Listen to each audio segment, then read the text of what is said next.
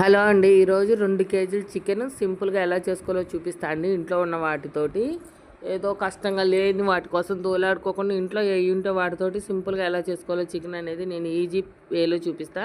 First 2 కేజీల chicken శుభ్రంగా కడుక్కోవాలండి. 1కి 2 సార్లు 2-3 సార్లు కడుక్కొని వడేసుకోవాలి. నీళ్ళన్నీ దిగిపోవాలి. అప్పుడు చికెన్ చవ్వగా లేకుండా టేస్టీగా ఉండిద్ది మనకి. 2 కిలోల చికెన్కి 150 గ్రాముల ఆయిల్ తీసుకోవాలి. సన్నగా కట్ చేసి పెట్టిన 2 ఉల్లిపాయలు తీసుకోవాలి, పెద్ద ఉల్లిగడ్డలు. అవి కొద్దిగా మగ్గాక 2 సన్నగా కట్ చేసి పెట్టుకుని 2 పెద్ద టమోటాలు తీసుకోవాలి. అవి కూడా మగ్గాలండి. అవి కూడా మగ్గాలి. అదిగోండి మెత్తబడిపోవాలి. టమాటా అనేది మెత్తబడిపోయాక చికెన్ అనేది అందులో వేసుకోవాలి. ఇందులో నేను ఇంకా మసాలాలు ఏమి వేయలేదు, వేస్తాను అన్నీ. చికెన్ వేసేసుకోవాలి. నేను కొంచెం పెద్ద పెద్ద ముక్కలుగానే తీసుకుంటున్నానండి, మరీ సన్న ముక్కలుగా అయితే ఏం తీసుకోవట్లేదు. ఎందుకంటే మా ఇంట్లో మా పిల్లలు తింటారు ఇలా ఈజీగానే, బాగా చికెన్ ఎక్కువగానే తింటారనమాట. ఇప్పుడు ఇది తాలింపులు వేసాక కొంచెం ఉప్పు, కొద్దిగా పసుపు వేయాలన్నమాట. కొద్దిగా ఉప్పు, కొద్దిగా పసుపు వేసి కిందకి పైకి 1-2 సార్లు కలుపుకోవాలన్నమాట. ఆ ముక్కలకి ఆ పసుపు ఉప్పు పట్టే విధంగా మొత్తం కలిపేసుకోవాలి మనం. నేనైతే కట్టెల పొయ్యి మీద చేస్తున్నానండి. నాకు కొంచెం చాలా బాగుండిద్ది కట్టెల పొయ్యి మీద వండుకుంటే. నాకు ఏందో టేస్ట్ బాగుండిద్ది, అందుకని నేను కట్టెల పొయ్యి మీద అయితే చేస్తున్నాను.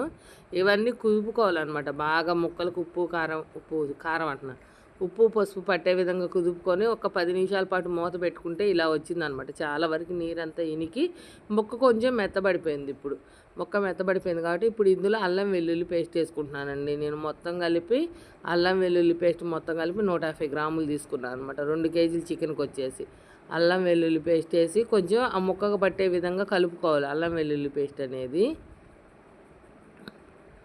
మీరేం చేస్తారంటే కొంతమంది కొన్ని వెరైటీలుగా వండుతుంటారు చికెన్. నేను ఎప్పుడు ఒకేలాగా చేయనండి. నేను ఎప్పటికప్పుడు నాకు ఎలా తోచితే అలా చేస్తుంటాను అనమాట. ఇలానే చేయాలి అని ఏం లేదు. చికెను నేను ఎప్పుడు ఎలా కావాలంటే అలా 4-5 రకాలుగా వెరైటీగా అలా వండుకోవచ్చు అనమాట. ఇప్పుడు ఈ అల్లం చిన్నులపాయలు వేసాక ఒక 10 నిమిషాలు మగ్గనివ్వాలండి. 10 నిమిషాలు బాగా అల్లం వెల్లుల్లి ముక్కలకు పట్టాక తర్వాత 10 నిమిషాల తర్వాత కారం వేయాలి. నేను కొంచెం కూర కారం వేసాను, కొద్దిగా ఏమో గడ్డు కారం వేసాను. గడ్డు కారం అంటే అయితే పచ్చళ్ళ కారం వేసాను, కొద్దిగా కూర కారం వేసాను. అదొక స్పూన్, ఇదొక స్పూన్ వేసాను.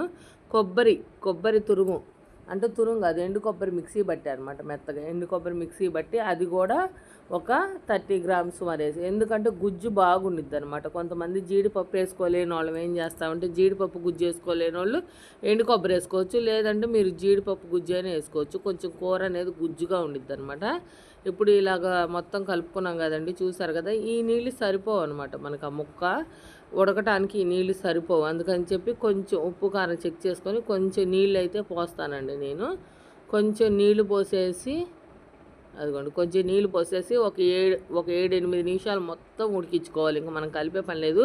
కట్టెల పొయ్యి మీద 7-8 నిమిషాలు నీళ్ళు పోసి ఉడికిస్తే నూనె అంతా పైకి తేలి సూపర్ అంటే సూపర్గా ఉండిద్ది చికెను. అసలు నెక్స్ట్ లెవెల్లో ఉండిద్ది అనమాట. అద్దరిపోయిద్ది. మీరు కూడా ఖచ్చితంగా చూడండి, నూనె అంతా పైకి తేలింది. మీరు అందరూ కూడా ఖచ్చితంగా ట్రై చేయండి. ప్లీజ్ ఒక లైక్ చేయండి, షేర్ చేయండి, సబ్స్క్రైబ్ చేసుకోండి మన వీడియోలు. చికెన్ అయితే నెక్స్ట్ లెవెల్లో ఉంది, సూపర్గా ఉంది.